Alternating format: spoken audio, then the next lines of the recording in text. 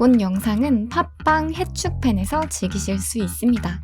해축팬 292화 2부 시작하겠습니다. 자, 2부에서는 그 바르셀로나와 이제 레알 마드리드가 치러졌던 스페르코파 경기를 한번 다뤄보도록 하겠습니다. 먼저 결과부터 말씀드리면 바르셀로나가 5대2 그렇죠. 승리를 했고 네. 또 우승도 했다. 제가 원래는 이걸 약간 경기 리뷰처럼 준비해볼까도 생각을 했었는데 사실 지난 10월쯤에 계획을 했었던 그 엘 클라시코 리뷰를 한번 했었잖아요 저희가. 네. 그 경기랑 저는 크게 달라진 느낌은 많이 없었어가지고 그때도 바르셀로나 이겼나? 네 개터졌죠. 4대0으로 이겼죠. 그래서 그때와 어찌됐든 그 느낌이 비슷하다 보니까 오늘은 경기에 대한 깊은 내용보다는 스페르코파가 어떤 대회고 바르셀로나가 오늘 경기를 잡음으로써 어떤 기록을 세웠는지 이런 것들을 좀 더 살펴보도록 하겠습니다. 근데 한치플릭이 은근 레알 잘 잡는 것 같지 않아요? 바이언 때도 레알 잡았던 건 아닌가? 4강인가 이런 데서? 기억이 안 나네. 바르셀로나를 잡긴 했죠. 8대2로. 8대2로? 강팀 잘 잡네. 좀 잘하네. 레바민의 이제 왕을 국대 빼고는 뭐 확실히 한치플릭이 뭐 능력은 있네 이런 거 보면. 사실 최근 분위기만 놓고 봤을 때는 저는 레알 마드리드가 당연히 그렇죠. 이길 줄 알았거든요. 다시 올라왔잖아 폼. 그쵸. 초반에 네네. 조금 흔들렸다가 막 이러다가. 어쨌든 한번 얘기 한번 진행해 보도록 하겠습니다. 네, 그래서 먼저 스페르코파 대 에스파냐 이 대회가 어떤 대회인지부터 살펴보도록 할게요. 스페르코파는 스페인의 국내 대회 우승팀을 중심으로 최강의 팀을 겨루는 슈퍼컵이라고 보시면 됩니다. 국내 대회 우승팀이면 뭐 컵 대회 하나 네. 그리고 그거는 리그 우승팀. 네.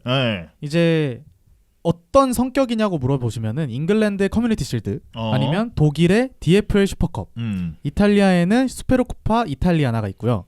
프랑스에는 트로피 데 샹피옹 이런 대회들이 이제 스페르코파 대 에스파냐와 같은 성격의 리그 내 슈퍼컵이라고 보시면 되고 이제 저희가 익숙한 챔피언스리그 우승팀과 유로파리그 우승팀이 맞붙는 UEFA 슈퍼컵도 사실상 같은 개념의 대회라고 보시면 됩니다. 네.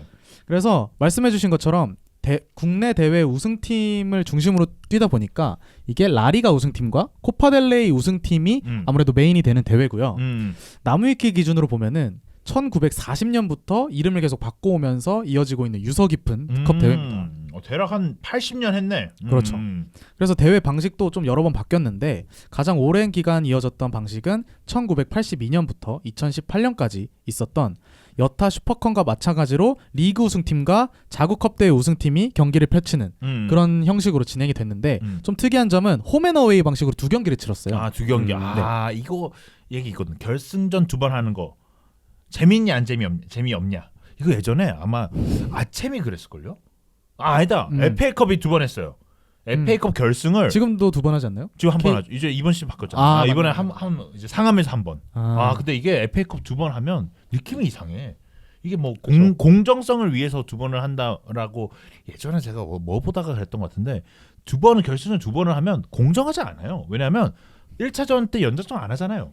그렇죠. 2차전은 연장전 하면 거기 순간부터 불리해지는 거예요. 의미가 없어지는 거예요. 그렇죠. 그래서 이런 거 에펙 결승전은 저의 개인적인 생각으로는 무조건 한 번 단판으로 끝내라. 그게 더 재밌지 않나 라는 생각도 합니다.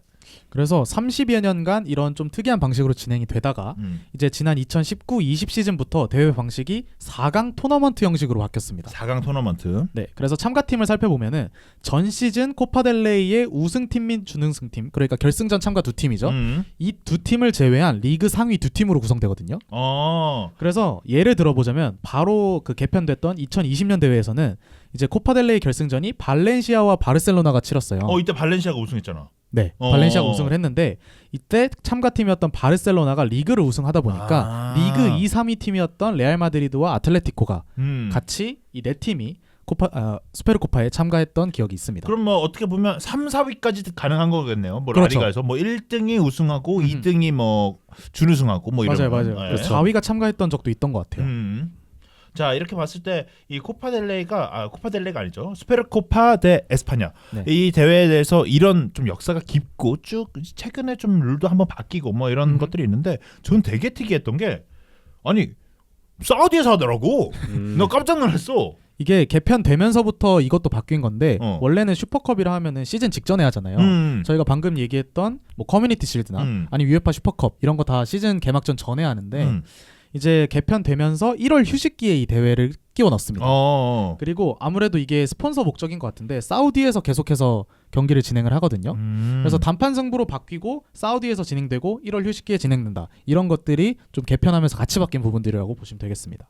사우디에서 한지 좀 됐구나. 네. 그리고 그 이탈리아도 비슷한 대회가 있잖아요. 네. 이탈리아는 옛날부터 딴 데서 했었어요. 뭐 2000 기록을 찾아보니까 2003년에 뉴욕에서 했었고 2009년엔 베이징에서 했었고. 진짜요? 네, 2014년에 도하, 뭐 18년에 사우디, 뭐 이런 기록이 있거든요. 도하. 은근 아시아 쪽이랑 많이 했네. 네, 아무래도 돈이 많은 국가들이죠.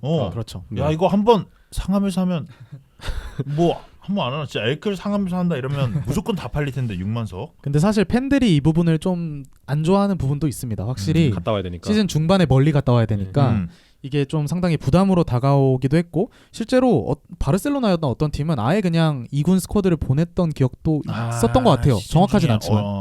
그럴 수도 있겠네. 예. 근데 이 저의 개인적인 생각으로는 이 휴식기를 좀 많이 준다면 이게 분데스리가 3주 주나? 3주죠. 네. 3주 주는 정도 주면 한번 갔다 올 만하지 않을까?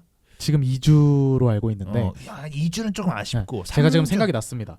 바르셀로나가 18-19 시즌인가 무패 우승을 할 뻔했어요. 근데 이 스페르코파 갔다 오면서 선수들이 갈린 거야. 만델라 그래서 만델라컵? 그래서 멀리 갔다 오다 보니까 하나 있어. 이게 그 레반테였나한테 한번 지면서 무패 우승이 깨졌어요. 그래서 그런 것 때문에 이렇게 멀리 컵 대회를 갔다 오는 걸 팬들이 되게 안 좋아하거든요. 그 옛날 또 사례인데 첼시가 옛날에 유로파리그 결승전 하기 전에 미국에서 아마 경기를 한번 치렀었을 거예요. 근데 미국? 네. 근데 갑자기 그때 로프터스 치크가 한창 잘할 때 그때 아마 아킬레스건인가 다쳐가지고 한 17이게 16, 17, 16, 17 2017, 18 시즌일 겁니다. 뭐 그때 네. 치크 잘했다면 그 정도인데. 네. 그랬던 기억이 있는 만큼 팬들은 좀 시즌 중에 이렇게 멀리 나가는 거를 별로 달가워하지 않을 것 같죠, 당연히. 근데 만약에 슈퍼컵 정도, 그러니까 이제 이 정도의 레벨의 대회면 한번 해야 되는 거 아닌가? 어떤 어디 걸요? 나가서 만약에 이제 스페르코파 정도의 레벨의 대회를 휴식기를 많이 준다는 기준하에 그 규정하에 3주요. 3주. 2주 안 됩니다. 2주 너무 짧아. 3주 준다 했을 때 3주 정도 20일 정도의 휴식 기간이 있다면 바로 시즌 끝나고 좀 휴식 좀 주고 그 주말에 한번 하는 그런 느낌으로 하면 오히려 또 해외 한번 또 갔다 오는 거 나쁘지 않지 않을까라는 생각이 들기도 하고 뭐 돈 좀 한번 쫙 벌고 온다 생각했을 때 뭐 그런 생각이 좀 들었습니다. 그래서 사실 다른 리그 내지는 UEFA 슈퍼컵에 비교했을 때 상당히 좀 특이한 진행 방식을 가지고 있는 이제 스페르코파라고 보시면 되겠고 여담이지만 제도 개편 이후에 총 6번의 대회가 진행됐어요. 이번까지 포함해서. 그런데 모두 리그 우승팀이 이 대회 우승에 실패했습니다. 진짜? 그리고 연속 우승도 한 번도 나오지 않았어요. 계속 우승팀이 바뀝니다. 와, 그렇게 쉽지 않은데? 레알 아니면 바르셀로나 둘 중 하나가 그쵸. 계속 한 번 연달아는 할 뻔한데. 근데 뭐 이게 되게 뭐 아까 커뮤니티 실드 얘기했던 것처럼 뭔가 트래블에 들어가는 그런 큰 대회는 아닙니다만 저희가 그래도 뭐 6관왕을 했다, 뭐 전관왕을 했다 이런 걸 할 때는 당연히 들어가는 대회잖아요. 근데 사실 이렇게 매년 우승팀이 바뀐다는 것 자체가 뭔가 이렇게 팀들이 트로피를 쌓는 데 있어서 상당히 좀 쉽지 않은 그런 대회 중에 하나가 되었다. 근데 또 최근에는 2021년에 빌바오가 우승한 걸 제외하면 다 레알 마드리드 아니면 바르셀로나 가긴 했어요. 맞아요. 둘이 반날 왔다 갔다 하는구나. 네. 그래서 역대 우승 횟수도 좀 뭐 바르셀로나하고 레알 마드리드 다 가져가긴 했어요. 네, 바르셀로나가 15번으로 최다고요. 레알이 13번. 그리고 그 뒤로 뭐 아틀레틱과 데포르티보 라코루냐 지금은 일부에 없죠. 이 팀들이 3번을 했고 아틀레티코가 2번. 오, 생각보다 없네. 그리고 소시에다드, 마요르카, 발렌시아, 세비야, 레알 사라고사까지 한 번씩을 기록을 했다고 합니다. 와, 사라고사 진짜 오랜만에 들어봅니다. 이 팀은 제 기억에 진짜 엄청 오랜만에 듣는 팀이긴 한데 이게 에이티 마드리드가 없네. 이게 좀 특이하긴 합니다. 두 개밖에 없네. 왜? 한 번쯤 있을 텐데. 뭐 그러면 저희가 이제 스페르코파 좀 알아봤는데 그 다음 이제 이 경기 리뷰 좀 짧게라도 한번 해볼게요. 뭐 앞선 맞대결과 비슷했다고 말씀을 드렸지만 어찌됐든 엘클라시코로 펼쳐진 결승전이었기 때문에 경기 얘기도 짧게 해보도록 하겠습니다. 일단 경기 자체는 엘클라시코인 만큼 골도 많이 나왔고 또 카드도 많이 나왔고 스체스니가 퇴장당하기도 했었고 그리고 기본적으로 빠른 트랜지션이나 선수들의 개인 능력을 볼 수 있었기 때문에 저는 개인적으로 좀 재밌게 봤거든요. 이게 제가 아까 뭐 이렇게 잠깐 얘기하긴 했는데 저는 좀 바르셀로나의 느낌이 좀 많이 없어지지 않았나. 이게 물론 제가 축구를 이제 막 보던 바르셀로나는 너무 그런 성향이 너무 짙어가지고 좀 그렇게 느껴질 수는 있는데 사실 뭔가 속공도 또 많아지고 사실 또 바르셀로나의 뭐 전방 자원들도 굉장히 빠른 선수들도 많고 좀 개인 등 역량이 있는 선수들이 많다 보니까 뭔가 특유의 바르셀로나의 느낌은 좀 없지 않나라는 생각이 들기도 했어요. 사실 한지 플릭이라는 감독 자체가 유연성 있는 감독이 아니잖아요. 그러다 보니까 그냥 그 색을 입히는 과정에서 지금은 스페인 축구라기보다는 독일 축구에 좀 더 가까운 그렇죠. 그런 느낌이죠. 맞아. 그 바이언 때도 좀 그랬던 것 같은데. 네. 가둬놓고 패고 뭐 이런 느낌도 있고. 맞습니다. 그래서 이번 경기는 슈체스니의 퇴장 이전과 이후로 좀 나눠서 보면 좋을 것 같은데 이전을 이제 전반전이라고 보고 그냥 이후를 후반전으로 보겠습니다. 네. 그래서 전반전을 살펴보면은 레알 마드리드가 역습을 통해서 그리고 음바페의 개인 능력을 통해서 빠르게 선제골을 기록을 했어요. 그런데 전반전 자체는 바르셀로나가 전방 압박 내지는 짜임새 있는 공격 전개 이런 걸 통해서 내내 주도권을 잡는 흐름이었습니다. 특히 중원에서의 압박 체계나 상대 수비를 무너뜨리는 간결한 연계 풀이가 상당히 좀 인상적이었거든요. 레반도프스키가 뭐 원터치로 패스를 해서 라민 야말에게 공간을 열어준다거나 아니면 쿤데가 볼 뺏자마자 얼리 크로스 빵 때려서 하피냐 헤더 도와준다거나 이런 부분들이 사실 말씀해주신 것처럼 바르셀로나 경기를 보고 이렇게까지 시원시원했다람을 느낀 적이 많이 없는 것 같은데 이번 시즌은 확실히 이런 부분들이 좀 많이 좋아졌다 이렇게 보시면 좋을 것 같습니다. 저 사실 이 음바페 골 먼저 얘기하면 진짜 미친놈인 줄 알았어요. 저는 말도 안 되는 골이라 생각했어요. 왜냐면 공을 잡았을 때 저기 공간 났다. 저기 패스 주면 되겠다 했는데 안 주더라고요. 와 저런 답답한 놈이 있나 라는 생각했는데 욕심쟁이. 갑자기 그걸 또 개인 능력을 골을 넣었길래 내가 음바페를 잠깐 무시했다. 음바페면 저래도 되지 라는 생각이 좀 들었고 또 반대로 또 뭐 야말이나 아니면 뭐 하피냐 이런 선수들의 퀄리티도 굉장히 높더라고요. 확실히 야말은 재능이야.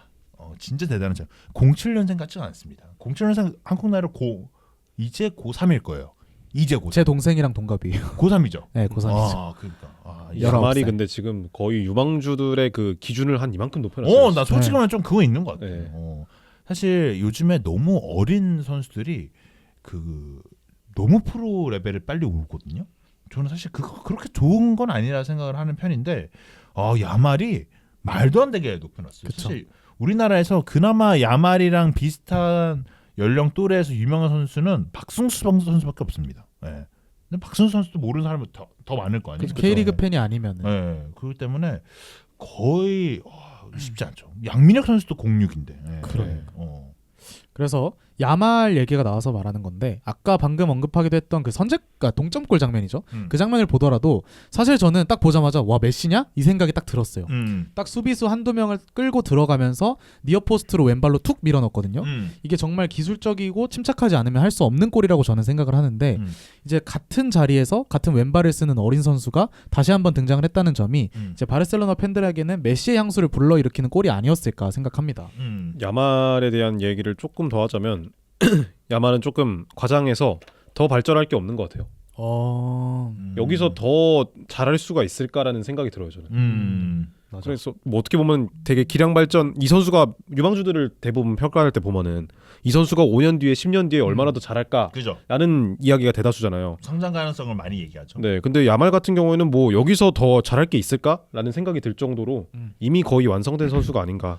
여기서 잘하면 진짜 신기를 두드려 봐도 될 것 같은데. 네. 그쵸. 여기서 잘하긴 진짜 쉽지 않을 거예요. 여기서 더 잘한다? 그건 좀 사기인데.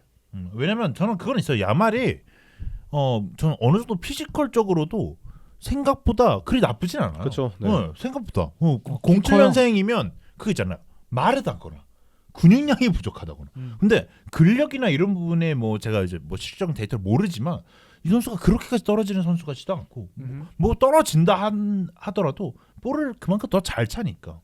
그리고 좀 앞서 언급했던 그 이지선다를 스스로 되게 잘 걸어요. 맞아요. 네, 그 부분에 있어서도 우측면에서 왼발로 줄지 아니면 빠르게 오른발로 내갈지 이런 부분에 있어서의 선택지가 굉장히 빠르기 때문에 야말은 뭐 확실히 동나이대에서는 압도적인 탑티어다. 07년생 그 선수가 없어. 은화넬이 한 명 있어요, 진짜. 제가 근데 기억나는 거. 근데 안 되잖아요. 쿠바르시. 쿠바르시는 되죠. 쿠바르시는 뭐 이렇게 비교는 보다는 쿠바르시 정도는 그래도 뭐 그래 얘는 뭐 좀 한번 옆에 둬보자 뭐 이 정도 될 것 같아요. 뭐 비교해보자는 안 되고. 마이키 무어가 또 07. 무어 07. 네. 07. 무어 06인가? 07이다. 07인 것 같아요. 07이다. 근데 무어도 뭐 아직 그 정도는 그 정도 아니고. 유망주다. 그러니까 무어 같은 경우가 딱 이제 5년 뒤에 잘 크면은 정말 이 팀의 주전이 되겠구나라는 선수인 거지. 지금 보여주는 걸로 야말하고 비교하는 건 사실 실례죠. 네, 그리고 그걸 유로 우승을 시킨 사람이니까. 그렇죠. 네, 그 말도 안 되는 건데 학교 다니는 사람이니까. 네. 어쨌든 그래서 경기 얘기로 돌아와 보자면 이제 바르셀로나가 지난 경기만 놓고 봤을 때는 사실 풀백을 좀 보수적으로 썼거든요.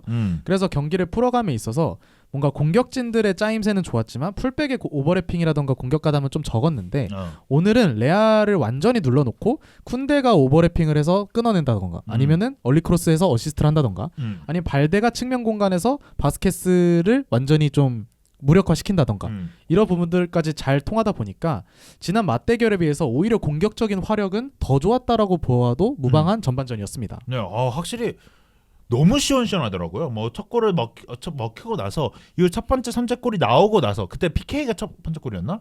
두 번째 골이 PK였나? 두 번째 골 역전골이 PK였던 것 같은데요. 역전골이 PK였나? 그러니까 네. 거의 한 3, 4분 만에 또 골이 넣었잖아요. 그렇죠. 그러니까 네. 골도 막 터지고 이러니까 뭐라 해야 될까요? 그냥 이게 쉽게 질 것 같지 않은 분위기가 형성이 돼버렸어요. 네. 네. 반면에 레알은 저는 좀 많이 실망스러운 경기였거든요. 일단 기본적으로 전방 압박을 하기는 하는데 공격진이 그냥 공격에만 좀 집중하는 느낌이고 수비의 가담에 있어서는 조금 소극적인 모습을 보여주다 보니까 이 수비수에 위치하는 6명 그러니까 3선에 있는 카마빈가와 발베르데를 포함한 후방 자원과 전방에 있는 호드리구, 벨링엄, 비니시우스, 음바페까지 이 사이가 완전히 벌어졌어요. 그러다 보니까 바르셀로나는 상당히 팀 압박을 잘하는 팀인데 레알 마드리드의 후방 자원이 점점 부족해지다 보니까 상당히 좀 고전하는 모습을 보여줬고 안 그래도 라인이 낮은데 공격 자원들의 개인 능력으로만 좀 역습을 풀어가려는 모습이 있다 보니까 바르셀로나가 보여주는 그런 유려한 공격에 대비해서 상당히 좀 투박하고 억지스럽고 좀 짜임새가 없고 세부 전술도 없고 약간 이런 모습이 좀 많이 보였던 것 같아요. 최근에 바르셀로나가 좀 많이 부침을 겪었었잖아요. 특히 그 옵사이드 트랩에 있어서 좀 많이 아쉬운 부분이 나왔었다는 평이 그렇죠. 많았잖아요. 그거를 조금 자세히 살펴보면 이렇게 레알 마드리드처럼 공격수 대 수비수 1대1로 붙는 상황에서는 여전히 옵사이드 트랩에서의 문제가 없어요. 근데 3자 그러니까 중원에서 다른 자원들이 침투해서 들어갈 때 이를 대응하는 데 있어서 좀 바르셀로나가 어려움을 겪었었거든요.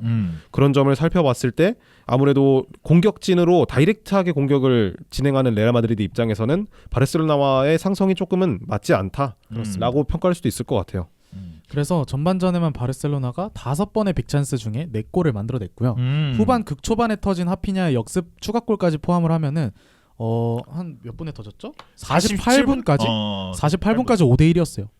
네, 그랬습니다. 와, 그럼 이거 완전 기세가 꺾인 경기였고 사실 이 다음에 얘기할 게 스테스니 퇴장 얘기인데 그 이유도 솔직히 말하면 이게 뭐 얘기는 하겠지만 변수가 그렇게까지 크게 됐나라는 생각도 들어요. 저는 될 뻔했다라는 말이 맞는 것 같아요. 음바페가 이날 저는 제일 인상적인 선수였거든요. 레알 마드리드에서는. 음바페가 최근에 좋은 흐름을 어찌됐든 이번 경기에서도 잘 보여줬고 특히 이제 말씀하셨던 선제골 장면이라던가 지금 말씀드릴 슈체스니의 퇴장을 유도하는 장면에서 음바페의 센스를 좀 볼 수 있는 장면이라고 생각이 들어요. 그래서 결과적으로는 슈체스니가 음바페를 막다가 퇴장을 당했고 이 프리킥을 호드리구가 완벽하게 넣으면서 5대2가 되었거든요. 근데 이게 60분이 되지 않은 시간이었기 때문에 사실 레알 마드리드 입장에서는 남은 30분 동안 3골 차이 이거는 혹시 모른다라는 말이 충분히 나올 수 있는 상황이었습니다. 일단 수적 우위를 점하고 있다. 그렇죠. 점하고 있다는 점도 있고 또 솔직히 말하면 3골까지는 뭐 힘들 수 있어. 하지만 한두 골은 더 넣었겠지. 30분 남았는데 수적 우위에다가 골키 그러면 솔직히 말하면 저는 3골은 정말 힘들 수 있어요. 뭐 그렇죠. 10명 내려서면 쉽지 않죠. 근데 그렇죠. 솔직히 말하면 그래도 한두 골은 더 들어갔어야 된다고 봐요. 그리고 쫄깃하게는 만들었어야 된다고 보는 편인데 그렇죠. 그러지도 않았어요. 못했어요. 그러니까 그런 장면이 없었어요. 저희가 하이라이트를 보면서 또 놀랐던 부분이 있죠. 이 60분의 호드리그의 프리킥이 딱 들어갔는데 그 다음 장면이 78분, 그 다음 장면이 90분이었거든요. 네. 이게 11대 10이면은 적어도 유효 슈팅이 나오거나 아니면 하베르츠가 놓쳤던 것처럼 좀 아쉬운 빅찬스라도 나와야 되는데 그런 장면 없이 18분 건너뛰고 11분 건너뛰고 약간 이런 식으로 경기가 진행되다 보니까 레알 마드리드가 얼마나 좀 공격을 진행하는 데 있어서 어려움을 겪었나를 좀 반증해주는 포인트인 것 같아요. 네. 그래서 이제 뭐 레알 마드리드 같은 경우에는 결국엔 내려서는 바르셀로나라고 표현을 해야 되는지 모르겠지만 네. 내려선 바르셀로나를 그렇죠. 상대로 뭐 무엇을 하기엔 되게 어려웠다. 그리고 이 이후로 크게 반전이 있었진 않았다라고 말씀을 드리면 될 것 같습니다. 네. 자, 오히려 레알 마드리드가 중반에 그 하이라이트가 사라진 그 중간 시간을 보면은 바르셀로나가 오히려 빌드업을 하고 있는 장면이 있거든요. 사실 이 장면만 보더라도 11대 10 상황에서 레알 마드리드가 3골을 뒤지고 있는 상황인데 이거는 에너지 레벨이 상대한테 밀린다? 내지는 전방 압박이 느슨해진다? 이런 부분들은 레알 팬들 입장에서는 쟤네 뭐하냐 이런 그죠? 생각이 들 수밖에 없는 장면인 것 같습니다. 네. 일단 뭐 경기 결과는 이렇게 났고 사실 5대 1이 나는 순간부터 그 뭐 스테치니가 한번 잠깐 찔끔하게 만들긴 했지만 그 외에는 사실 크게 뭐랄까요? 그냥 뭐 승패가 거의 갈린 경기라고 그렇죠. 좀 보여지기도 했는데요. 그렇죠. 그래도 사실 이 경기는 좀 그래도 이렇게 표현하기 좀 그러긴 하지만 이벤트성이 좀 느낌이 강한 대회 중 하나잖아요. 네. 그러면 그 이후 이제 이번 시즌이 어떻게 흘러갈지 이런 거는 한번 좀 살펴보면 좋을 것 같아요. 그래서 레알 마드리드의 현재 순위를 좀 한번 싹 읊어드리자면은 현재 리그 2위입니다. 아틀레티코한테 승점이 1점 정도 뒤지는 걸로 아는데 리그 2위를 마크하고 있고 챔스가 좀 부진해요. 20위. 이게 승점이 역시나 따닥따닥 붙어있긴 합니다만은 현재 순위를 유지한다면 이거는 플레이오프도 진출하기 그러니까요. 어려운 그런 상황이라고 볼 수 있겠고 코파델레이는 지금 살아남아서 16강에 위치해 있는 상황이고 수페르코파에서는 이제 준우승에 머물게 되었습니다. 그래서 오늘 이겼다면은 수페르코파 우승이 14회가 됐거든요. 그러면은 동률 오늘 우승하지 못했다면은 바르셀로나도 14회이기 때문에 동률이 될 수 있었는데 경기력도 그렇고 결과도 그렇고 완패로 끝나면서 우승 횟수도 2개 차이로 벌어지게 되었습니다. 확실히 좀 레알 마드리드가 뭐 그렇게 좀 좋지는 않네요. 뭐 일단 리그에서 2위를 기록하고 있긴 하지만 제가 알기로는 경기 수도 차이가 좀 한 경기 날걸요? 아니요, 지금 딱 붙었습니다. 이제 붙었나? 이제 경기 해갖고? 네. 그래서 이게 리그 2위를 사실 레알 마드리드는 사실 그냥 해야 되는 팀이고 우승을 해야 되는 팀이고 그렇죠. 그냥 뭐 챔피언스리그 같은 경우에는 우승 못하면 못한 시즌이라고 평가를 받아야 되는 팀이기 때문에 이 부분에 있어서는 확실히 좀 아쉽다는 생각이 들고 근데 이러면 안첼로티 한번 고민해봐야겠는데. 얘기해봐야죠. 그렇죠. 사실 최근 레알이 분위기가 꽤 좋았어요. 공식전에서는 8경기 무패였고요. 딱 잘라봐도 5연승을 기록하고 있었거든요. 5연승. 그래서 예준이 형이 말한 것처럼 저도 이 경기는 레알이 좀 더 유리한 부분이 있다. 최근 양 팀의 분위기를 비교했을 때 그렇게 생각을 했는데 다시 한번 바르셀로나한테 패배하면서 제동이 걸렸고 특히 이게 그냥 뭐 어디 마요르카한테 딸깍 당해서 진 게 아니잖아요. 그거 아니지. 엘 클라시코면은 사실 지구상 최대의 라이벌 경기고 2경기 연속으로 0대4, 2대5 이렇게 완패를 하다 보니까 레알 팬들 입장에서는 이건 안첼로티에 대한 아쉬움이 충분히 나올 수 있는 상황이 된 것 같습니다. 안첼로티가 지난 시즌 챔스 우승을 하면서 아마 5번 우승을 한 걸로 기억을 하는데 이게 아마 역대 감독 1등일 거예요. 1등이에요, 1등. 그래서 저는 어쨌든 지난 우승을 보면서 안첼로티가 그래도 난 놈은 난 놈이다라는 생각을 확실히 했었는데 이 2번의 엘 클라시코를 다 본 저 입장에서는 저는 조금 많이 실망을 했던 게 바르셀로나 같은 경우에는 어찌됐든 플랜 A가 명확한 팀이잖아요. 그리고 약점도 명확하고 비니시우스와 은바페가 있다면은 그 약점을 확실히 공략할 수 있는 방안도 저는 있다고 생각을 하거든요. 근데 오늘 경기만 보시더라도 뭔가 경기를 준비해온 플랜도 그렇고 경기 내에서 그런 펼쳐지는 양상도 그렇고 거기에 대한 대응도 그렇고 뭔가 상대에 대한 준비를 전혀 하지 않은 그냥 자신들 우리 할 거 할게 약간 이런 느낌이 강했고 그마저도 뭔가 은바페 해줘 비니시우스 해줘 벨링엄 해줘 이런 느낌이 강해가지고 사실 이제는 레알 마드리드에 있어서 조금은 아쉬운 포인트로 충분히 언급될 만한 부분인 것 같아요. 네, 저는 은바페가 들어오고 나서부터의 어느 정도의 그 좀 시간이 좀 필요하지 않나 이런 생각. 뭐 은바페가 적응하고 안 하고 이게 문제가 아니라 팀을 조금 개선하는 데 있어서 조금 시간이 좀 걸리겠다 이런 생각이 드는데 사실 좀 잘해서 이거 좀 또 잘 녹아 들었구나. 역시 안첼로티다 이런 생각하는데 가끔 이런 빅 경기들이나 이런 거 봤을 때는 너무 좀 못한다. 뭐 이런 생각 좀 들기도 했거든요. 저는 사실 이 레알 마드리드 제가 이 느낌이 딱 들었던 게 챔스 경기 중에 뭐 하나가 있어요. 그 되게 이상하게 잘 안 됐던 경기 하나 있거든요. 지금 20일을 하게 만들었던 경기였던 것 같은데 릴이었나? 내가 뭐를 보다가 되게 이 챔스 경기 하나 보고 레알이 좀 이상한데 이게 왜 이렇게 레알 같지가 않지 이런 느낌 받았거든요. 이게 레알이 가끔씩 그 전체적인 역사적으로만 봤을 때도 가끔 그런 해가 있어요. 아예 뭐가 안 돼. 예전에 16강에서 떨어진 적도 좀 있었고 옛날에 별명이 16강 마드리드였고 그렇죠. 뭐 그런 리옹한테 시즌처럼 떨어지고. 뭔가 확실히 좀 준비를 하는 과정이 들어선 레알 마드리드이지 않을까 이런 생각을 좀 하기도 했습니다. 뭐 사실 근데 지금 이번 경기의 패배에 대해서는 되게 비관적으로 바라볼 수밖에 없지만 어찌되었든 간에 리그 레이스 자체는 최근에 좋았었거든요. 그렇기 때문에 뭐 수비진 역시도 뭐 알라바가 이제 거의 돌아온 상황이기 때문에 센터백에서 좀 효과를 본다면 충분히 반등할 만한 요소가 있을 거고 네. 뭐 여전히 뎁스는 아쉽긴 하지만 영입을 진행한다면 안 할 가능성이 높긴 하지만요. 근데 영입 진짜 왜 이렇게 안 하지? 뭐 할 사람이 돈이 없긴 하겠구나.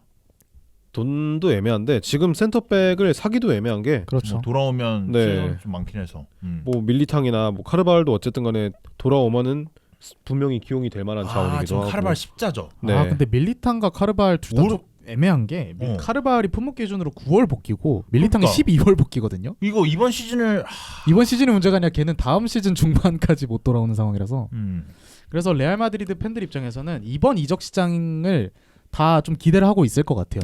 당장 오늘 오른쪽 풀백이었던 바스케스가 하피냐와 발데한테 완전히 털리는 모습을 보여줬고 그리고 저는 개인적으로 또 아쉬웠던 포인트가 호셀루의 공백이었거든요. 이거는 바르셀로나가 내려앉았을 때 음바페가 가운데서 할 수 있는 게 없다. 그죠. 그래서 호셀루가 지난 시즌에 막 미넨전에 골 넣고 이랬던 거 기억이 나기 때문에 이 부분은 사실 첼시의 잭슨 문제와 맞물려서 이거는 좀 빠따되고, 그러니까 빠따 좋고 키 크고 좀 버텨줄 수 있는 스트라이커 하나 정도는 옵션으로 있으면 좋을 것 같다라는 생각도 해봤습니다. 이게 비겐스몰이라는 표현은 좀 원래 투톱에 비겐스몰이라는 표현을 쓰긴 하는데 네. 저는 개인적으로 아직도 좀 그 감성이 좋아요.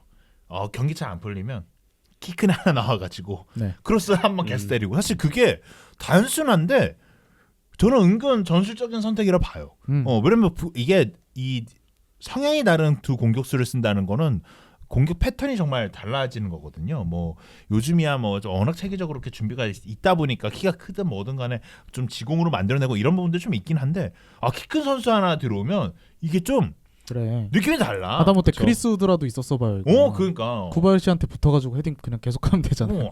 이게 참 이런 감성이 좀 있긴 있습니다. 네. 바르셀로나도 한번 얘기해 볼게요. 네, 바르셀로나는 현재 리그 3위, 챔스 2위, 코파델레이는 16강 여전히 유지하고 있고 이제 수페르코파에 우승하면서 15번째 우승을 차지하게 되었습니다. 일단 지난해 말에 좀 한창 좀 여러 가지 문제가 겹치면서 분위기가 안 좋았어요. 승리도 못 쌓고 결정력도 뚝 떨어지고 뭐 올모 사건도 있고 네, 뒷공간 계속 털리고 그래서 분위기가 안 좋았는데 그런 분위기를 한결 수습한 모습을 보여줬습니다. 일단 라민 야말이 복귀를 해서 계속해서 출전 시간 늘려가고 있고 슈체스니가 발밑이 좀 인상적이었다고 해요. 이제 한지플릭의 말에 따르면 그런 부분들이 상당히 긍정적으로 작용했고 무엇보다 레반도프스키, 하피냐 이런 선수들의 득점력이 야말의 복귀와 함께 다시 살아나고 있다는 점이 좀 팬들에게 긍정적인 부분인 것 같습니다.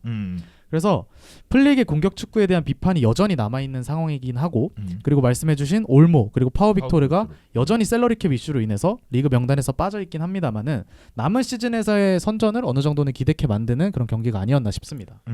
저는 사실 한치플릭 입장에서 좀 빡칠 것 같아요. 이게 그 몇 년째입니까 이게? 난 그리고 바르셀로나 재정이 꽤 좋아졌다는 이야기도 많이 들었거든요. 그 차비 처음에 왔을 때도 막 레버 당겨서 막 한다. 한 3개 당겼나? 3차 레버 당긴다. 뭐 이런 말 했었던 데가 한 3, 4년 된 것 같은데 지금도 이러고 있으면은 정말 일을 못 하는 거죠, 그냥. 그러니까. 사실 버르토메오가 싼 똥이 이제 다음 회장으로 라포르타에게 이어졌을 때도 계속 안 좋은 상황이었고 라포르타가 어찌저찌 수습하는 것 같아 보였는데 일단 메시 나가고 그리고 차비 시기에 상당히 재정이 안 좋았고 그리고 계속해서 감독이 바뀌면서 지금도 돈을 많이 쓰고 있다고는 하지만 딱 이렇게 까보니까 지금 등록도 제대로 못하는 상황이 이어지고 있잖아요.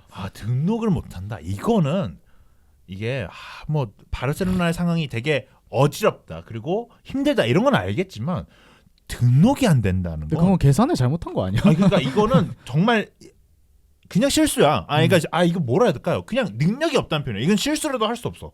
그냥 무능이다. 무능한 거거든요. 왜냐면 우리 팀이 이 룰에 의하면 뭐 법문 대리나 통해 갖고 뭐 이렇게 알아봤을 거 아니야. 근데 이거 뭐 할 수 있습니다. 뭐 이렇게 얘기 듣고 했겠죠. 근데 아니 그렇다고 이게 준비가 너무 안 돼 있는 거 아닙니까? 그러니까 저는 이게 너무 무능한 거 아닌가라는 생각이 좀 들었어요. 네, 그래서 바르셀로나 그리고 또 한치플릭 입장에서는 너무 짜증나는 일이다라고 생각이 듭니다. 축구 외적으로 이런 식으로 영향을 받는 거는 정말 좋지 않죠.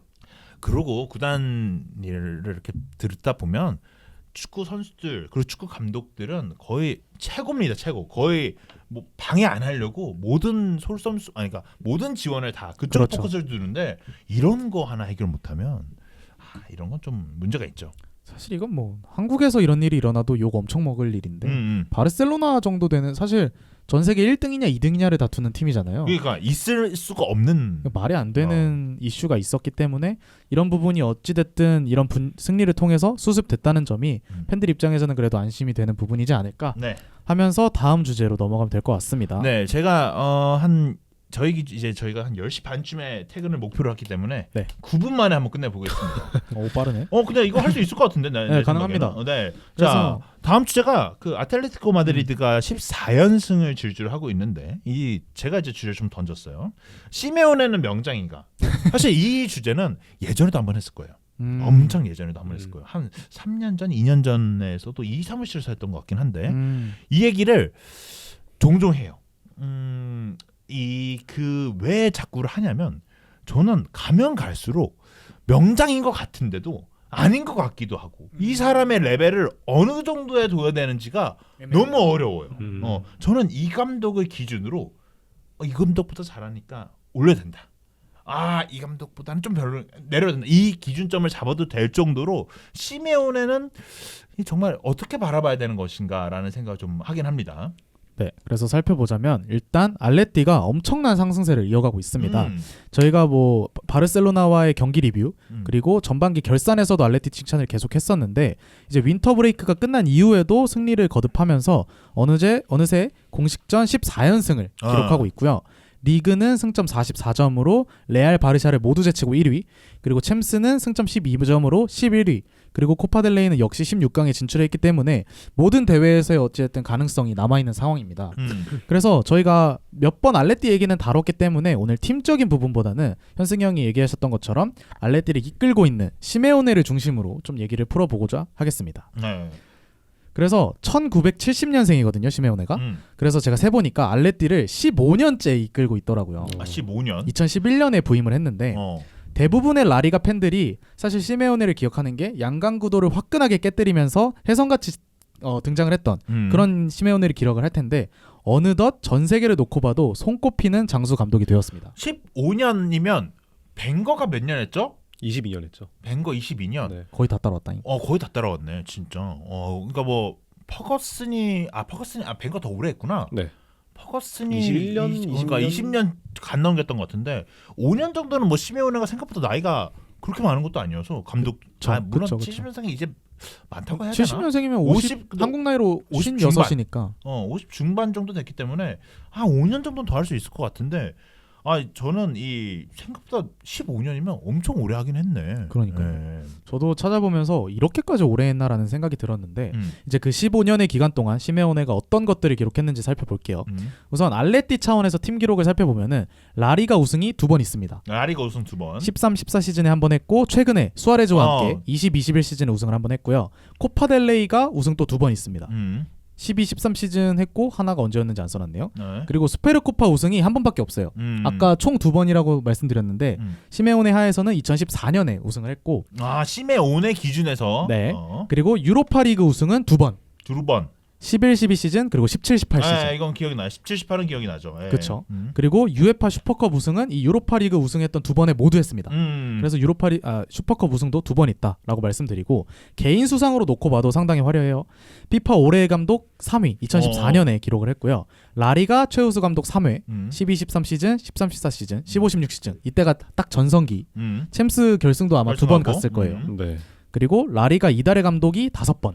야, 근데 5번밖에 없나? 저는 이건 좀 놀랐어요. 이달의 감독이면 한 10개 넘어야 될 것 같은데. 아니 15년을 했잖아. 그렇다고 하더라고요. 와 생각보다 없네. 와. 그래서 알레티가 사실 그 전에 되게 안 좋았던 시기도 있었고 과거에 좋았던 시기도 있는데 최근 이 양강 구도를 깨트렸다는 점에서 시메오네의 등장은 사실 팀 하나를 완전히 바꾼 라리가의 역사를 바꾼 그런 좀 센세이션한 활약이 아니었나 싶습니다. 아니 13, 14 시즌만 보더라도 사실 그때는 너무 막강했어. 진짜 그냥 그때는 바르셀로나 아니면 레알 마드리드였거든요. 근데 그때 깬 거는 좀 저한테는 좀 충격이긴 했어요. 그렇죠. 그때 깬 게 진짜 충격이었고 뭐 사실 20-21은 조금 느낌은 예전에 한번 우승했던 경험이 있다 보니까 이거는 좀 느낌 다른데 그때 수아레즈가 AT 오면서 그렇죠. 복귀하면서 복귀가 맞나? 아니죠. 처음 온 거죠. 처음 왔나? 수아레즈 AT 한 번 안 되었나? 토레스가 토레스인가? 토레스. 그러니까 수아레즈가 오면서 한번 우승하면서 이때 아마 코로나였을 거예요. 네, 코로나 시즌이었던 걸로 기억하는데 그때 우승을 한 거. 그래서 좀 라리가 우승 그리고 라리가의 2강 체제를 깨뜨렸던 감독 중 하나인데 이게 저는 시메오네에 대한 생각이 이제 강하게 드는 건 결국 저는 2010년대 초반에 축구를 많이 봤던 사람이다 보니까 4-4-2 이거는 좀 메시를 막기 위해서 만들어냈다라는 표현을 써긴 했었는데 그 당시에 그거는 진짜 좀 나름 센세이션했죠. 그렇죠. 왜냐하면 그때가 아마 대부분 바르셀로나를 많이 따라했을 거예요. 맞죠. 제 기억이 맞으면 2012, 13 시즌에 그러니까 그쯤에서는 바르셀로나의 축구를 해야 된다. 이렇게 해갖고 지공을 좀 더 점유율을 많이 높이려고 하는 팀도 많이 생기고 그랬었는데.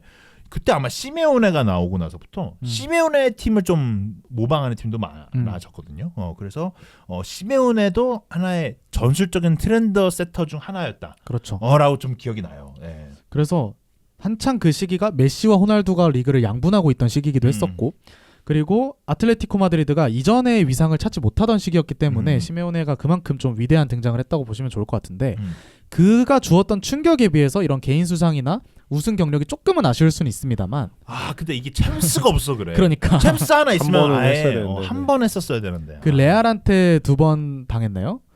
레알한테 2번인가? 네. 그 2번의 준우승이 아마 시메오네를 더욱 위대한 감독으로 될 수 있었던 그런 기회가 약간 날아간 타이밍이 아니야. 이게 라모스가 골을 넣어버려서. 근데 그게 그나마 이길 만한 거. 그게 아마 후반 막판에 그랬을걸요? 두 번째 경기도 승부차기 가서 졌을 거예요. 맞아. 후안프란이 실축해서. 후안프란도 AT에 꽤 이름을 날렸던 선수 중 하나잖아요. 근데 저는 이 시메오네가 결국 챔스 우승 없기 때문에 이렇게 장수했다고 보거든요. 사실 저는 챔스 우승 미련이 남아서. 근데 그런 인터뷰 꽤 했었어요. 아마 내가 여기서 챔스 아마 그때가 4강 갔을 땐가? 그때가 한 번 최근에 4강 간 적이 있어요. 4강인가 8강에 어렵게 갔던 것 같아요. 그때가 있는데 그때도 시메오네가 그런 인터뷰 한 번 했었어요. 우승하고 싶다고. AT 마드리드 챔스 우승 한번 하고 싶다고. 계속 이게 그 가장 하이라이트일 때가 못했다 보니까 이게 미련이 생겨서 계속 쭉 했던 케이스 중 하나인데 사실 AT 마드리드 팬들 입장에서는 가끔씩은 나가라 해요. 진짜야. 가끔 그쵸. 이상할 때는 나가라 해 무조건. 근데 이번 시즌에 또 이렇게 잘하는 거 보면 이 감독은 참 특이하다. 네. 근데 저는 개인적으로 되게 좋아했어요. 이게 진짜. 그래요? 네, 저는 한 13, 14 때 AT 마드리드 보스 좀 충격이었어요.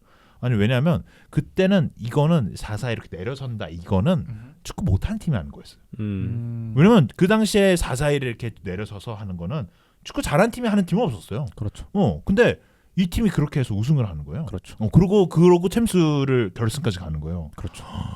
이건 진짜 말이 안 된다. 그리고 예전에 좀 옛날 얘기인데 이때 뉴스팅이나 슈팅이 막 1개 이럴 때 있었어.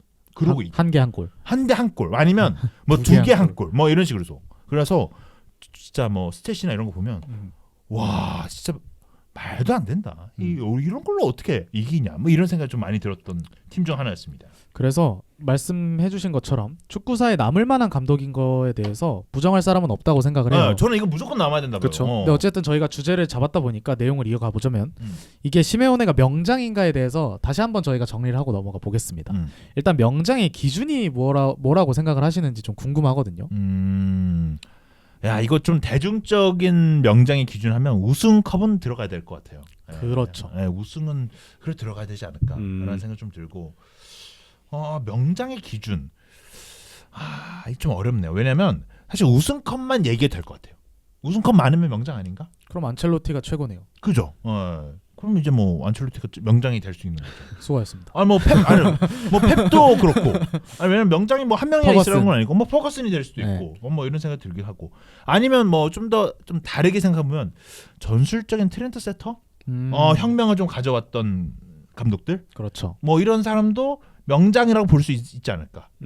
예를 들면 우승 트로피는 없는데 명장을 들을 만한 혁신적인 좀 트렌드 세터가 뭐 누가 있을까? 우승이 없는데. 우승이 없는데. 비엘사? 비엘사 명장을 부르기 너무 애매하네. 그래도 모든 감독의 우상인데. 비엘사 해야 되나? 비엘사는 뭐 해야 될 것 같기도 합니다. 이거 어렵다. 저는 모두가 인정하는 명장이 되려면 어찌됐든 우승컵 내지는 트로피 적어도 시메오네처럼 한두 번 우승을 하더라도 와 이거를 우승을 해? 라는 판타지적인 모습은 보여줘야 된다고 생각을 하고요. 거기에 더해서 최근 축구 팬들의 시선이 많이 높아졌잖아요. 그래서 경기를 단순히 골과 결과만 보는 게 아니라 경기가 재밌냐, 뭐 3-4-3으로 축구를 하냐, 4-2-3-1로 하냐, 전방 압박을 하냐, 내려앉냐, 미들블럭을 세우냐, 뭐 이런 거 다 보거든요. 그래서 그런 전술적 독창성이라던가 아니면 말씀해주신 트렌드 세터적인 영향력 그런 것까지 좀 고려를 해서 좀 세워야 되지 않나라는 생각도 들었어요. 저는 이 지금 예준이가 말한 기준을 다 고려해서 본다면 없다. 펩은 재미가 없잖아.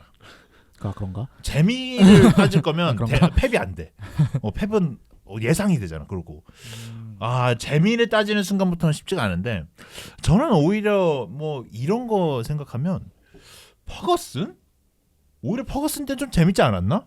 그렇죠. 그 리그가 재밌었던 건가? 뭐 축구가 재밌었는지는 모르겠는데 저는 퍼거슨 때를 라이브로 본 세대는 아니라서 사실 재미는 있었거든요.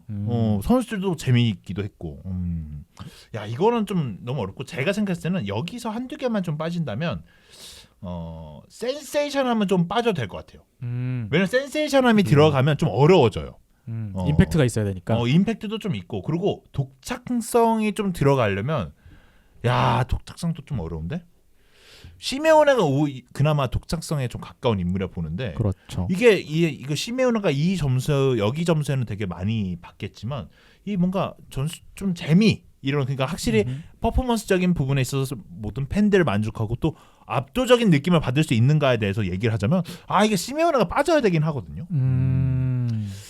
그래서 명장 기준은 좀 어렵네요. 그래서 제가 생각할 때는 1, 2, 3순위만 두고 얘기하면 전 1등 우승 경험 경력 우승 경력 이거는 트로피 빼고 얘기할 수는 없습니다. 전 선수가 우승 못하는 거는 뭐 그럴 수 있다 보는데 감독은 우승 트로피가 있어야 된다. 비엘사 빠져야 됩니다. 이 기준에서 알겠습니다. 비엘사 빠져야 된다. 두 번째 전 장기 집권 있어도 된다 봐요. 자기가 제 발로 나갔냐 그러니까 존중해줄 만하다. 아니면 잘렸어도 아니다. 자기 발로 나가냐 그게 맞다고 하잖아. 그러니까 아름다운 퇴장이 맞나? 근데 사실 이 부분에 있어서는 시메오네가 비판을 받았던 타이밍도 있죠. 오히려 이별 타이밍을 놓쳤다라는 얘기가 나오기도 했던 감독이니까. 저는 근데 한 팀에서 장기 집권 즉 5년 이상은 해야 된다. 5년 너무 짧은가? 아니요 5년이면 길죠. 근데 요즘 기준이잖아. 현대 축구에 5년 하는 감독 많이 없어요. 5년 많진 않죠. 5년 5년? 8년? 8년 너무 긴가? 8년 많이 긴 것 같아요. 펩이 8년 하지 않았어요? 그러니까 한 그쯤 했죠. 네. 근데 맨시티에서 그게 최장이니까. 그러면 5년 해야겠다. 5년. 클럽이 5년 안 되나? 클럽 넘죠. 5년 넘나? 클럽은 거의 한 8, 9년 되죠. 8, 9년. 그럼 제 생각에는 5년 한 6년? 쪼잔하게 6년은 좀 애매한데. 그럼 7년 가야 될 것 같은데. 저는 그러면 또 누구 빠지니까 그럼 8년. 저는 5년 하겠습니다. 그럼 알겠습니다. 한 5년 정도는 또 해서 그 팀을 좀 센세이션을 만들었냐? 이런 것도 봐야 되고 3위 세 번째 기준 정도를 잡았을 때 그래 전술적인 트렌드. 그거는 좀 하나 이렇게 좀 3순위 정도 둬가지고 좀 점수를 좀 낮게 주더라도 한번 고려해보면 좋지 않을까 생각 드니까 이런 거 생각하면 시메오네는 들어가야겠네요. 뭘 고려하시나요? 명장의 기준. 저는 근데 이게 전 되게 재미가 없는 게 저는 이런 거에 대해서 되게 너무 반응이 미적지근하다 해야 되나? 그러니까 옛날에 손흥민 선수 한창 월드 클래스냐 아니냐 막 논쟁이 되게 많았잖아요. 그래서 막 각자 월드 클래스의 기준은 뭐다 뭐 이런 걸로 했었는데 저는 그냥 명장이라 생각하면 명장. 이런 느낌이거든요. 저는. 근데 특히- 저도 맞긴 좀, 해요. 네. 아니면 5명 안에 들어야 된다. 이래 명장. 이럴 수도 있잖아요. 네. 현 세대. 현 세대. 뭐 요즘 명장 소리 들으면 탑5 안에 들어가야 되는 거 아닌가? 좋은 기준이네요. 그럼 이제 그죠? 시메오네가 탑5 안에 들어가냐? 지금으로서는 들어갈 것 같은가? 지금 아닌가? 이번 시즌만 따졌을 이번 때? 시즌은 들어가죠. 근데 이번 시즌만 따지면 또 들어가는데. 얼마나죠. 근데 근데- 올해만 잘한다고 뭐 근데 명장 소리 듣는 거. 근 10년 뭐 15년 이렇게 봐도 들어가죠. 10년. 시메오네는 10년. 10년이면 13, 14 자, 빠지긴. 탭 클럽 넣어야 되죠. 그렇죠. 10년. 뭐 퍼거슨은 좀 옛날 사람이 넘어가겠습니다. 패스 넘어가고. 펩 클롭, 안첼로티. 지단, 무리뉴 지단. 무리뉴. 시메오네 자리가 애매한데 무리뉴가 어떻게 되나? 무리뉴 근 10년은 사실 탑 5에 들어가는 감독은 아니었던 것 같기도 한데. 무리뉴 빼야 될 것 같아. 무리뉴 빼야 될 것 같아. 그 자리 시메오네? 뭔가 아쉬운데? 그럼 잠깐만. 펩, 클롭, 지단 하나 누구라고요? 안첼로티. 안첼로티. 안첼로티 뭐 들어가. 스칼론이나 레브도 스칼로니. 지단, 안첼로티. 후보격은 될 수도 있겠죠. 어쨌든 간에 월드컵 우승을 했으니까. 근데 이게 한번 이게 월드컵 우승이 크긴 한데 이게 10년을 주도했다라고 하기에는 어렵다. 스칼로니 빠져야 될 것 같아. 스칼로니. 잘 빠져야 돼. 왜냐면 좀 오히려 좀 많이 우승한 거. 한치 플릭도 들어갈 만하죠. 그렇죠. 플릭이 들어갈 육관왕도 만해. 있고. 플릭이 들어갈 만해. 그렇게 따지면 뭐 루초도 있고 하인캐스도 있고. 하인캐츠 딱 10년 애매하게 10년을 안 걸- 하인캐츠 옛날 사람 봐야지. 안 옛날 사람 걸치나? 보고 어렵다. 야 이거 시메오네가 탑 5의 그 5번째는 5번째 정도 되는 것 같아요. 발을 들일 것 같은데 생각보다 경쟁자가 많아. 근데 뭐 10년으로 자르지 않는다면 저는 결론부터 말하면 시메오네는 전 명장이라고 생각을 해요. 일단 저는 명장을 보는 기준이 말씀해주신 3가지로 뽑아보자면 우승 경력 그리고 전술적 트렌드 마지막으로 저는 임팩트라고 생각하거든요. 임팩트. 저는 이런 인기 투표나 사람들의 심금을 울리는 데 있어서 인기라던가 임팩트가 빠지면 안 되는 요소라고 생각을 하기 때문에 시메오네만큼 임팩트 강한 감독 없다. 많이 없다. 그래서 시메오네는 저는 명장에 충분히 부합하는 인물이 아닌가. 뭐 저도 시메오네는 뭐 좀 애매하다라는 표현을 초반에 쓰긴 했지만 저도 시메오네는 좀 인정할 것 같아요. 왜냐하면 저에게 줬던 확실한 그런 임팩트. 4-4-2로 그렇죠. 결승까지 간다고? 그렇죠. 이런 거는 사실 말이 안 됐던 포인트였거든요. 그래서 저한테도 임팩트는 확실히 시메오네가 있었고 우승 경력은 사실 이거 라리가 우승 2번이 이게 큰 거예요 생각보다. 그럼요. 이 라리가 우승 2번이 좀 크기 때문에 그리고 유로파도 솔직히 말하면 따따 이런 거 봤을 때 당장 1-4-1-5에 바르셀로나가 3관왕하고 그리고 레알이 챔스 3연패하는 기간이 금 10년이잖아요. 그 10년 안에 어쨌든 우승 2번을 노렸고 했다는 것 자체가 그거는 사실 충분히 인정해봐야죠. 핫할 때. 진짜 핫할 때. 메시 50골씩 넣을 때. 그럴 때 했기 때문에 제 생각에도 시메오네는 명장에 들어가야 된다. 생각 듭니다. 저도 가장 중요한 건 어쨌든 간에 임팩트일 것 같아요. 굳이 하나 꼽자면은 어찌됐든 간에 축구라는 것 자체가 엔터테인적인 스포츠인 거잖아요. 그런 의미에서 팬들의 기억 속에 오랫동안 남아있을 만한 그런 족적을 남긴다면 충분히 명장이라는 소리를 들을 수 있는 감독의 조건에 부합하지 않나라는 생각이 듭니다. 네. 그렇습니다. 그 저의 결론은 시메오네는 명장이다로 결론을 냈는데 제 친구가 그 에이티 마드리드 팬이 하나 있어요. 네네네. 얘가 꽤 오래 좋아했어요. 얘가 얘는 왜 좋아했는지 모르겠는데 왜 그러세요? 얘 생각보다 너무 오래 좋아했어. 제가 이제 시메오네 오기 전부터? 저는 제가 고등학교 친구인데 제가 17살이 몇 년 전이 제가 12년 전이니까 그렇거든요. 근데 그때도 에이티 마드리드 좋아했어요. 되게 특이하네요. 그때 시메오네 있었어요. 있긴 있었죠. 네, 있긴 네. 있었는데 그래도 왜 그때 좋아했는지 모르겠는데 되게 오래 좋아하는 친구 있는데 그 친구는 되게 강합니다. 그래 나가야 된다. 진짜요? 지금도? 지금은 아니에요. 지금. 올 시즌 아닌데 근 3-4년 뭐 이렇게 했을 때 이제 나갈 때가 된 것 같다. 뭐 이런 생각을 좀 하는 거죠. 그러니까 이 정도의 퀄리티면 한 번 더 높은 챔스의 4강 뭐 이 정도는 가야 되는 거 아닌가 이런 생각을 종종 하는 것 같은데 뭐 아무리 생각해도 저는 뭐 그 친구도 명장이라는 생각을 하는 것 같은데 아주 고마운 사람이라는 생각을 하는 것 같은데 그래도 명장의 기준이 참 애매모호하다. 하지만 뭐 우리가 결론을 내렸을 때는 명장이다. 챔스 우승 한번 했으면 좋겠다. 그러니까 나는 챔스 우승하면은 저는 언터처블 될 거라고 생각하거든요. 저는 솔직히 말하면 그 우승하면 그 탑5 안에 시메오네 들어간다 봐요. 사실 그 막 롤 고트 얘기할 때 월즈 없는 선수 언급 안 하거든요. 그러니까 무조건 우승을 해야 되는 대회라고 봐요. 근데 저는 축구에서는 그거에 준하는 대회가 챔스라고 생각을 하거든요. 그러면 어찌됐든 저희는 명장으로 뽑았습니다만 시메오네가 챔스가 없는 거는 만약 그대로 은퇴한다면 평생의 걸림돌이 될 거다. 그리고 탑5 안에 그 4명은 다 우승했어요. 그걸로 뽑았죠 저희는. 그걸로 뽑기도 했고. 예. 그러니까 시메오네는 이 지금 준비가 다 됐는데 하나가 준비가 안 됐다. 토익 점수 하나 안 맞춰왔다. 지금 토익 기본적으로 조건은 그 취업을 할 때도 기준 조건이 있거든요. 그 조건을 못 맞춘 게 좀 아쉬운 시메오네다. 이런 생각을 하면서 이번 한번 맞춰보도록 하겠습니다. 네. 이렇게 끝나면 되는 거죠? 이거 오늘 제가 갑작스럽게. 경석이 형 대타로 와서인지 생각보다 너무 고생을 했어. 지금 내가 너무 어려워. 이게 여기 팀은.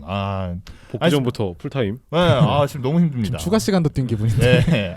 지금 오랜만에 와가지고 MC를 보려고 하니까. MC를 볼 수는 있어요. 근데 문제는 가볍게 하는 거 MC 전문인데. 너무 딥하게 간다요. 너무 딥하게 하는 거. 지금 내가 생각했을 때도 오늘 편집할 거 좀 있습니다. 네. 내 멘트를 내가 잘라야 돼. 이거 내가 괜히 했다. 이런 거 좀 있습니다. 지금 집 가서 빨리 잘라야 돼요. 알겠습니다. 알겠습니다. 네, 여기서 마치도록 하겠습니다. 감사합니다. 수고하셨습니다.